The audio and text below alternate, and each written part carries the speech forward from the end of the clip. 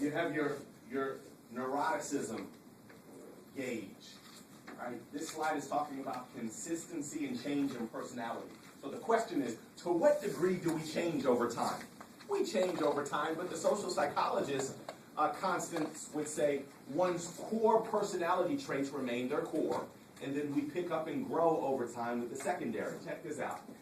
When they've studied persons over time that had high neuroticism scores, interestingly enough, Americans, Germans, and persons of Spanish background all seem to become less neurotic and more stable over time. Isn't that interesting? Americans, Germans, and Spaniards all over time. In the teens, they were just crazy and impulsive and just needy and just intense. In the teens, that young adult phase. And then over the years, we come back down and stabilize.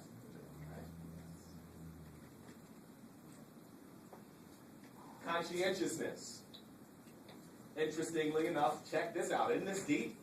In our teens, as young adults, teens into our, 20, early 20-somethings, we don't think a whole lot. We make really stupid decisions. Watch. We act impulsively.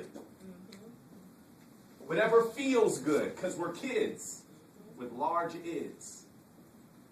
And look, the same trajectory is similar amongst the three cultures. Impulsive and childish, and we act out of pleasure. The id is the what? Pleasure principle. Remember that? The id, the pleasure principle. So if you've got a strong id, you're not going to be a thinking-centered person. Watch this. You're going to be a feeling-centered person. Did y'all get that? Yes. Listen, you got thrown in jail, you got kicked out of your house, you got kicked out of school, you got in a whole lot of trouble, not for being a thinking-centered person or conscientious. You got in trouble, we got in trouble for being feeling-centered. And when we're feeling-centered, I'm going to do what I feel like doing. Listen, we even say this. I ain't feeling that. I really wasn't feeling that. I really ain't feeling him. I really ain't feeling.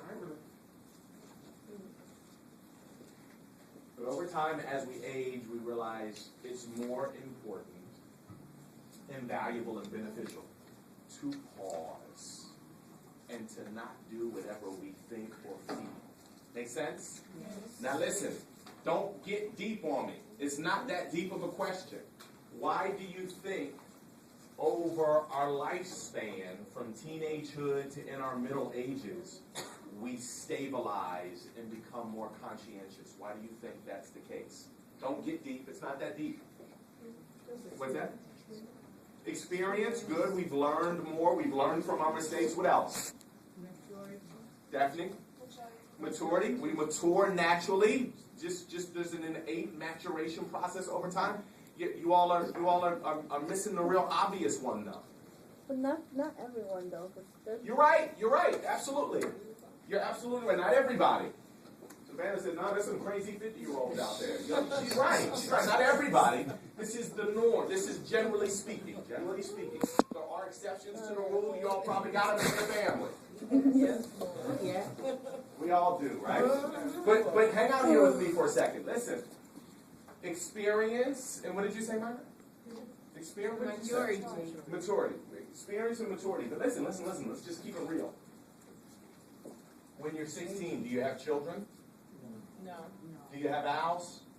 No responsibility. There you go. No responsibility. You're living at home and you're being taken care of, right? So underneath the umbrella of experience and maturity comes children, husband, mortgage, job, bills, car. At 16, you wasn't thinking about none of that.